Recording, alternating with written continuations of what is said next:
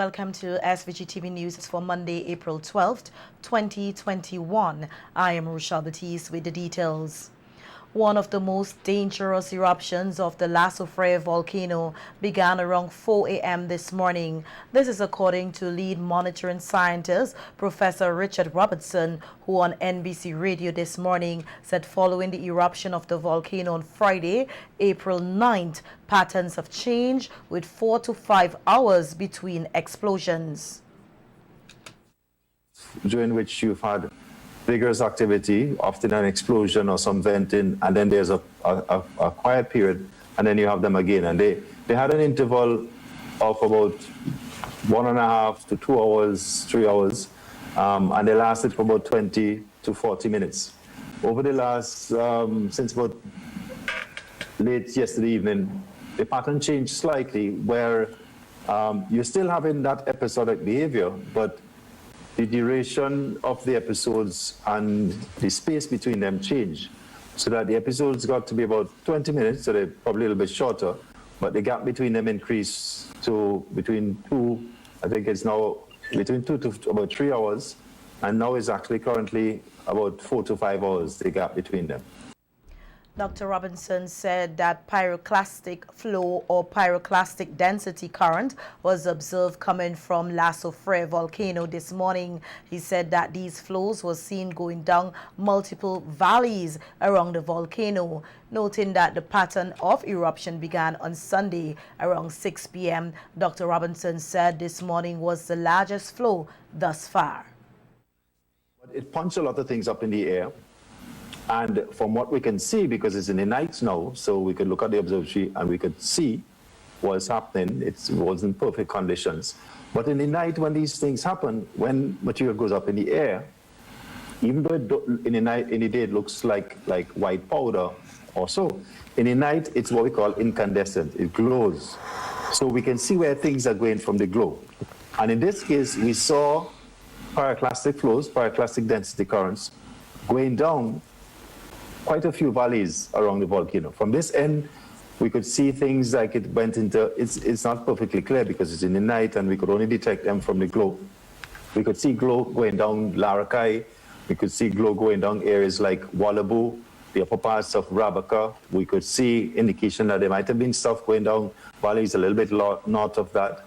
But basically what happened is that you had a big explosion and you have pyroclastic density currents going down multiple valleys on the volcano, and from what we could see, they reached a little bit further down valley than we had seen. I would not be surprised, for example, if when we go and check this morning, that the one that went down Larakai, for example, probably went as far as the coastline.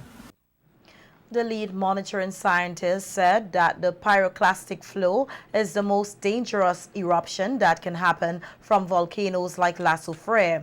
He explained that the pyroclastic flow or pyroclastic density current is a dense, fast-moving flow of lava, volcanic ash, and hot gases. In a sense, slowed down. It's beginning to get a bit more sluggish. And therefore, when it gets a bit more sluggish, it stops itself and it forms a bigger cap, say, to pressurize. And therefore, when it breaks up the pieces that comes out are bigger. And if they're bigger, then it doesn't have as much, the likelihood that they all go up in the air because it has to use more energy to get it up is decreased. So what happens sometimes is that they fall back. Instead of going all up in the air, it falls back on itself in a process that we call column collapse. Not dome collapse, but column collapse. In other words, the column of air, the column of gas and rocks and boulders, instead of going up in the air, it collapses on itself. And when it collapses on itself, it collapses on the mountain. And it goes down the mountain. Often it follows the valleys, but it's not confined to the valleys, but it follows the valleys like a river, but moving much faster than a river. And it moves down the mountainside. And because it's hot, because it have different size of rocks in it, because it has gas in it, because it's moving fast, virtually there are very few structures in the world that could stand up to the forces of that material going down mountainside. The lead monitoring scientist is urging persons who are still in the red zone and survive the pyroclastic density current of Lalofi to move out as soon as possible. The pyroclastic flows now, it means that somehow it become more dangerous and we have to move people further afield because it could get to the southern part. It doesn't mean that. We always catered for the pyroclastic flows in the looking at the hazard. We always knew it will do what it's doing now. And where it's doing it is on the mountain. So that's where you have to, as you said, you have to make sure that nobody is there, that people move off. And I really, really hope that people had heeded that and people had moved. And if anybody is there that's survived what happened last night, I mean, you know, you don't risk it. Because I'll tell you why. What happens with the pyroclastic density currents and the pyroclastic flows? The material that's going on the mountainside, all of it doesn't go down the mountainside. It is deposited. As it goes down, it's leaving some behind. So what is going to happen is that the top of the mountain, which used to have a valley, it's leaving stuff there. Dr. Robinson said that the 1979 and 2021 dome in the crater at Lalofi Volcano no longer exists. He said from a view of satellite imagery, the explosion on Friday caused the two domes to turn into ash and rocks, which have been falling continuously across the country, reaching as far as Barbados. And a number of communities in the red and orange zones are still covered in ash 3 days after the eruption of Lalofi. Earlier today, our news team went into some of these communities where persons were seen cleaning up, particularly removing ash particles from the roof of their houses. Clean, you know. The fact remains that everything remains the same because the more you clean, it's the more dust falling, ashes falling and so on, so forth. But is the dust inside the blind, inside the house? And the house, the thing is on the house. In the background there, the ashes. Water remains a problem for almost all the communities our news team visited on the leeward side of the island. We need water to drink. We really need water. We go to the beach to get a little water to bathe, wash up and so on, but we really need some water. For London for some breakfast this morning, so we just say now getting something to eat. In Barley right now, the water is a real problem about us right now. So, and the street and thing dirty all over. Police was stationed at the Walliabu Heritage Park, stopping persons from going further, fearing that they will be putting their lives in danger. At this point, heavy ashfall continued and got worse when the wind blows. Most of the persons wanting to go past the checkpoint were farmers. I have animals and so on to go and look after. I move from where my animals are and go to the next shelter. So I move from that shelter now. So I want to go back and look after the animals then because 3 days, because North Leeward is in the disaster zone, is in the zone, in the red zone. So I couldn't put up no animals in the. My produce like cover flat. Nothing. You can see that even one leaf up in the air. Well, I already sweep off my house roof already, like about 2 slings of cement off the roof. I will call it ashes. I will call it cement. I got my house roof to clean off it full of ashes, chuck ashes on it. All my animals in the yard, nothing for them to eat. Because nobody studied us with the animals, we had no help with the animals. Nothing happening down there right now. Those who took a chance to go back to their homes in Rosebank, Fitzhugh and Richmond said they do so to see what food they can gather, noting that they have taken shelter in private homes and it has been difficult getting food. We are from Rosebank. All the way from Rosebank. We now went and have some stuff that because we run out of food stuff in a private home. And then most of the time when everything come, we nobody come in and check in terms of the private home. So we're trying to get whatever we could get. Get as long as possible because we don't know how long. So if you could, you have to try and do what we can do with them.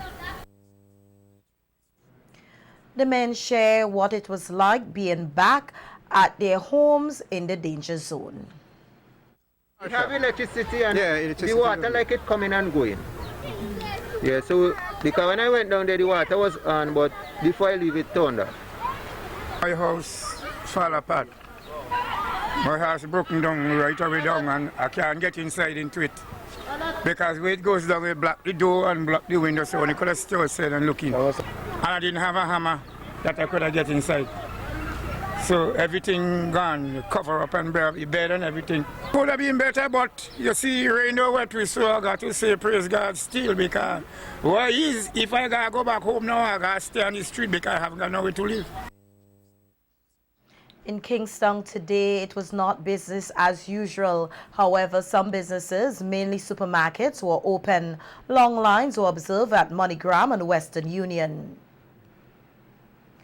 Vegetations, houses and many vehicles have been destroyed in the North Windward area due to the volcano eruption, which spewed a huge plume of ashes across the island. This was confirmed by Deputy Prime Minister and Area Representative Montgomery Daniel, who shared so on NBC Radio this morning what he saw when he visited the area on Sunday. Minister Daniel said the disaster reminded him of the destruction caused by Hurricane Thomas in December 2010, noting that with the damage done to the crops, there will be no food in the area for a while. And the farms are basically gone. The tree crops, they are being denuded. There's only, in some cases, the stems that are standing. That means that include coconut and breadfruit? Breadfruit and coconut, of course. Mangoes, soursop, all of those tree crops. They are basically gone. Things like plantains and bananas, all those are gone. What about the arrowroot? Because we should have been shortly digging arrowroot. What about the arrowroot? Well, the thing is, with root crops, the ashfall in some areas would have been so deep that all of the vegetation would have been covered with these crops. Whether it's arrowroot, yams, tanyas, dashin, ginger, you name it, there's not a single blade on the outside on some of these farms. What? So that, go ahead. So that it's an area that is basically leveled all across the farms. Minister Daniel also spoke about the damage to houses, schools and other properties in the Sandy Bay area, noting that there are still some persons there who refuse to leave. The roofs, the houses that are still there, there are tremendous deposits on these houses. Those houses that were poorly constructed, of course, their roofs collapsed. And many of the sheds and so on along the way, all of those, the roofs are collapsed. And of course, we have work to do in terms of that kind of rebuilding. Well, basically, where the roofs collapsed, then you may have some damage done by the roof coming down and damaging the doors and windows and things like that. Now, were there persons still in Sandy Bay? There were persons still in Sandy Bay, Prime Minister. How many persons, in your estimate, were still in Sandy Bay? I would have passed, in the first instance, I would have passed around 6 or 7 persons on the road there. Then at another junction, I passed another about 10 or 11 persons. And at another junction, of course, I'm sure that I would have passed another half a dozen. So there may be another 2 dozen, maybe 3 dozen persons still remaining in Sandy Bay. The North Windward MP also spoke about his experience in Overland, another community in the red zone, and the steaming water that he had to cross. Minister Daniel used the opportunity to reiterate an appeal for persons still in the area to get out soon as possible. We got to Overland. Of course, the river was running, but observation was that on either side of the riverbank, that there was a bank in itself, approximately 12, 14 inches. And that was so because of the ashfall that was in the riverbed itself. Is that bank solely of ash? Solely of ash. That's the deposits from the ashfall itself. And so the water coming down would have eroded that material in its path. And so it left banks on either side. And of course, it is four-wheel drive vehicles that would have had to go across. Maybe I might have been one of the first persons to cross there. So that you had to take the four-wheel drive and cross those banks to get over. Opposition leader Dr. Godwin Friday, who has been on the ground visiting a number of shelters, said in a video recording on his Facebook page yesterday that some of the shelters need a lot more supplies and encourages persons to continue to reach out to help the evacuees in any way they can. There's a great need for supplies, personal hygiene products, food, blankets, sheets, and so forth. I know many people have been donating and rising to the challenge. There are people in the international community that know about the problems that we are having here with the explosion of the Lalofi Volcano. They've seen it on CNN and other international media. So they are mobilizing. I got calls all day today from people in Canada and the United States and even here in the region, in Trinidad and so forth, who want to help. And they will continue to help. Even locally, there are ordinary people who have come to the fore and said, listen, I'm going to bake some bread and take them to the centers. I'm going to prepare some sandwiches and take them to the shelters. The important thing is that don't assume that somebody else is going to do it, that the need is there, you know it's there. If you can help, please let us help our brothers and sisters who have been displaced from in the danger zones and who are now hosted by communities in the safer areas. You know, we can adopt a shelter. There are churches and so on and social groups. Adopt a shelter in your area. Make sure and say, listen to them. Tell them, say, I'm going to provide breakfast once or twice a week. Dr. Friday said that God is mightier than the volcano and used the opportunity to encourage citizens to pray so that things will get better. Their communities continue to provide what assistance you can. Those of us who can also volunteer, please do so. Whatever you can do, it would be better than doing nothing at all. As I said earlier, don't assume that somebody else will do it. If you can help, step up and help. We will get through this together. Soufrière is mighty, but God is mightier still. He made Soufrière after all. So we are going to continue to pray as a community, as a nation, and continue to use what resources we have to act, to make sure that our worst fears are not realized, and that we do our best to cope with what is a crisis in our country. I am sure that we will overcome this, and we will do it better when we work together. So let us continue to do so. And for those of us who are able to help, as I said before, step up to the plate and help. Don't leave it for somebody else. Let us all do this together.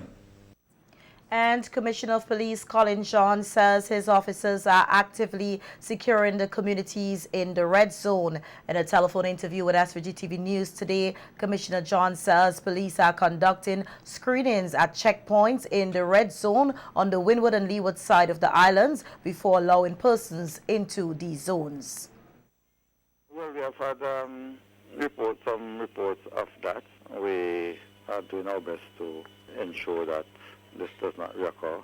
We have police officers who are stationed in the Georgetown area who are doing checks on vehicles and persons going into the red zone. We also have police officers stationed in Wallabu doing checks on persons going in and coming out, challenging persons going into the red zone and doing checks on persons coming out. The police officers, they would use their discretion as to persons whether or not, in your opinion, there's a legitimate reason to go into those red zones. A recent advisory from the National Emergency Management Organization, NEMO, confirmed that persons who are found in the red zone without permission from the police will be arrested and prosecuted, even if they are known residents of the area. The police and the Coast Guard, we have been assisting in getting persons out of those areas as best as possible. The evacuation committee is headed by the Commissioner of Police by virtue of the office. So we've been working along with different organs of government and different subcommittees to ensure the smooth evacuation of persons. Some who chose not to leave at an older time, we have had to arrange for them to be taken over, for them to leave those areas. As I said before, the Coast Guard, they are assisted significantly in that regard. And other vessels as well. Yeah, some persons, for one reason or the other, chose not to leave. With over 3,000 Vincentians from different communities in the red and orange zones and shelters across the island, Commissioner John commended shelter managers as he noted that safety and order are being maintained. He also shared that the police have been on hand to assist with mentally ill persons who initially took refuge at the shelters but had to be removed because of disruptive episodes. There are some minor complaints, and whenever the complaints are brought to our attention, we try as best as possible to adjust them as quickly as possible. In the grand scheme of things, we haven't received any major complaints. We had complaint of a fight at one of the shelters, a husband and a wife had a skirmish. Other complaints about persons who were in the same room, weren't getting along, and they were relocated. I think the shelter managers are doing a very good job to try and deal with the situation. I know one of the shelters, I know that they had a meeting with the heads of the families, which I think was very commendable. So by and large, it's not perfect, and there's always room for improvement, but I think the process has been going smoothly. When I visit the shelter, I've spoken to the shelter managers, and they would indicate if there's a person with mental health history at the shelters. In most cases, the persons, they are not acting in any erratic behavior. Two of the shelters, there were some persons who were, for want of a better word, acting up, who assisted the shelter managers to take them to the mental health facilities. They were accepted and accommodated there. Meanwhile, Superintendent of Prisons Timothy Hazelwood, in providing an update on the inmates at Her Majesty's prisons, says despite water shortage and interference from ash, the inmates at Belial and Kingston facilities are safe and cooperating despite the challenging circumstances. We have the Belial's Correctional Center, and we have Her Majesty Prison at Kingston. First at Her Majesty Prison at Kingston, which is housing over 200 inmates. The situation is manageable so far. We had a lot of ash over there the couple of days, but we were assisted by the fire brigade to get rid of majority. We are doing reasonably well, different than we are presently getting short for water. We already spoken to Water Authority, and they assure us that they will assist us during today. The inmates themselves are pretty quiet and understandable, and we are trying to protect them as much as we could from the elements, which we are doing a brilliant job so far. And they're getting their 3 meals per day, they're getting their water, and they're getting to do a little shower also. Superintendent Hazelwood said the inmates with respiratory problems were prioritized after the eruption, and those at Belial were transported to Her Majesty's Prison in Kingston for quick care at the Milton Cato Memorial Hospital if the need arises.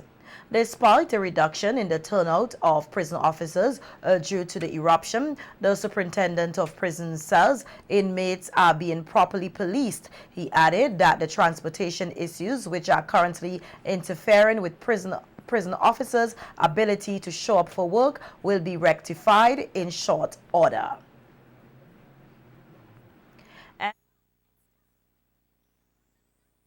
grapple with low water storage and inconsistent provisions of water service from the Central Water and Sewage Authority, the CWSA, following the explosive eruption of Lalofi. Over the last few days, a general manager of the CWSA, Agat Saunders, spoke with SVG-TV News on the current water situation on island. Saunders said recent rainfall has caused accumulated ash on the forest floor to wash into the rivers, contaminating usual water sources and making it impossible for the CWSA to replenish its depleting water storage. The whole island, as we know, was blanketed with ash all over SVG, and that included all of our water intakes. The CWSA, as you know, extracts river water. That is what you call surface water. So the contamination of our forests and our landscape meant that our rivers were also contaminated. Prior to the eruption, CWSA had in its system approximately 5 million gallons of water stored, which we tried to protect just after the eruption. And we did so.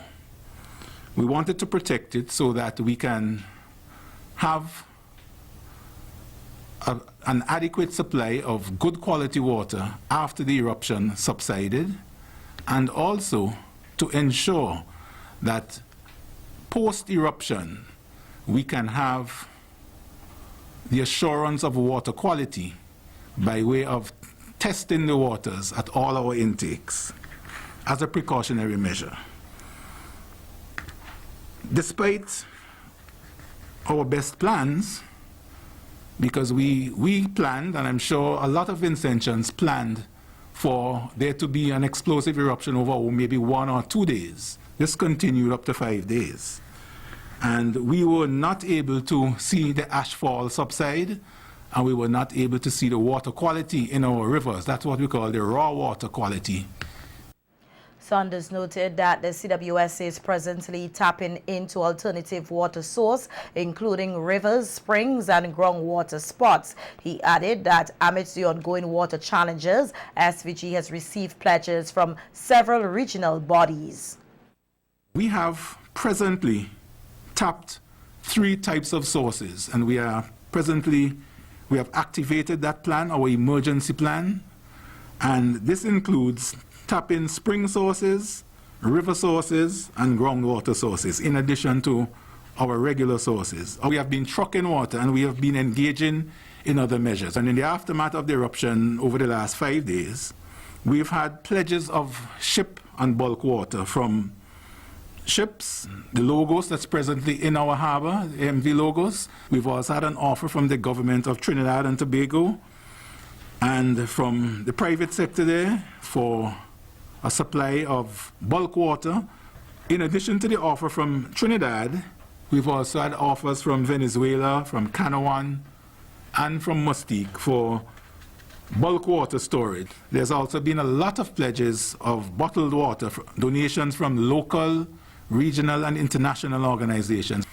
There have been direct pledges also of assistance from our sister utilities in the region under the umbrella body of CAWASA, the Caribbean Water and Sewage Association, and the Caribbean Water and Wastewater Association as well.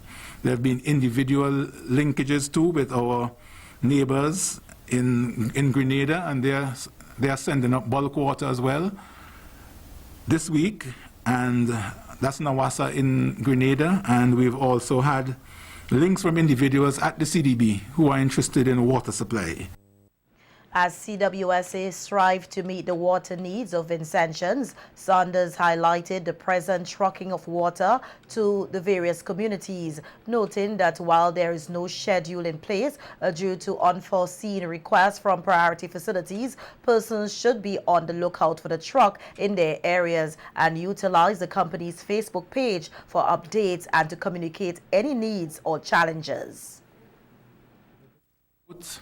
For our trucks in the area, and we will also encourage persons to look at our Facebook page and to inbox us any problems you have, any requirements you need, and we will try our best to go into an area that is, that is really stressed. And in speaking of areas that are stressed, we know that those are the higher elevation areas.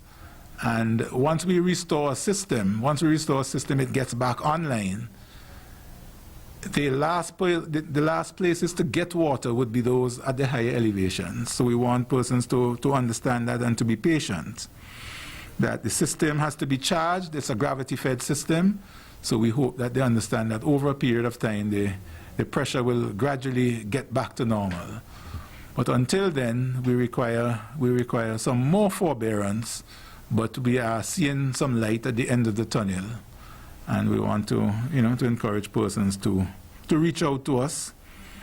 And we understand the plight of Vincentians. And I hope that Vincentians also understand the plight and stress experienced by the CWSA in fulfilling its mandate.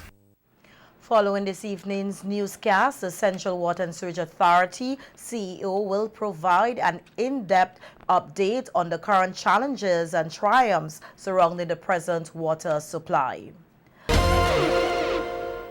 With relief supplies pouring into the country, Cabinet has granted approval for a 100% waiver of import duty, VAT excise duties, customs service charge, and the bottle levy on all of these supplies imported into the state from friendly governments, international organizations, charitable bodies, other entities, and individuals, and consigned to the following: the National Emergency Management Organization, NEMO, the SVG Red Cross, Rotary Clubs, Lion Clubs, Chamber of Industry and Commerce, or any other established religious, charitable, and civic organizations. In addition, a news release from the Office of the Prime Minister said, in view of the acute shortage of potable water in the country, Cabinet also granted approval for a 100% waiver of all import taxes, which include import duty, VAT, excise duties, customs service charge, and the bottle levy on all water imported into the state. Cabinet has also granted approval for a 100% waiver of VAT, import, and other related duties on all barrels with effect from April 12th, 2021 to June 30th, 2021. And Prime Minister Dr. Ralph Gonsalves said that there is no one interested in leaving the country on the cruise ships which came here to assist with evacuation.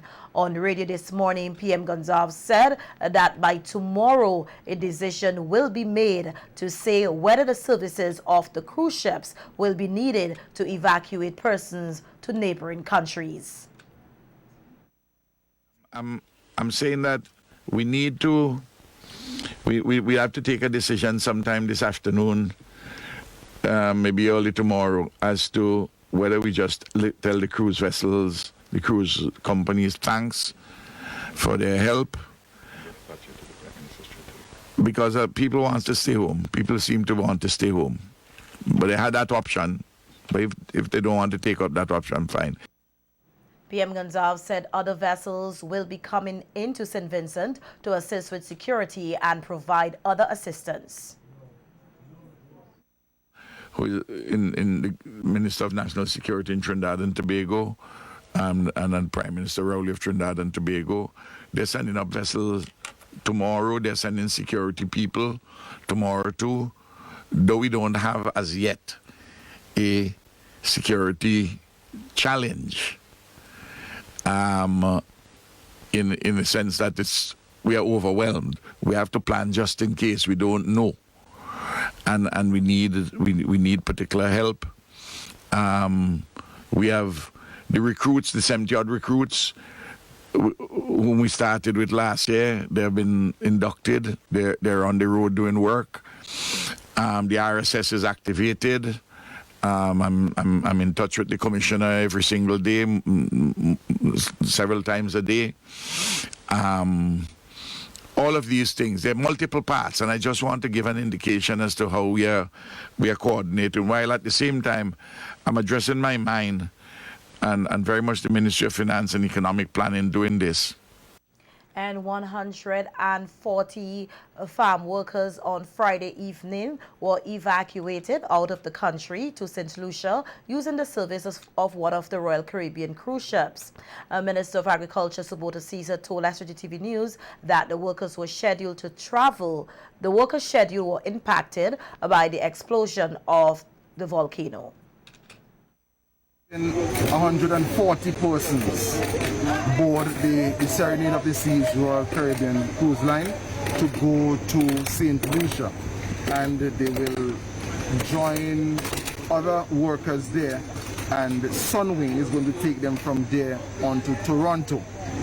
This morning we had all the workers, they had gathered at the Argyle International Airport because we had consolidated all the workers from St. Lucia, Grenada and St. Vincent and the Grenadines for this period here in St. Vincent and the Grenadines, so that Sunwing will come here with a charter and take everybody to Toronto.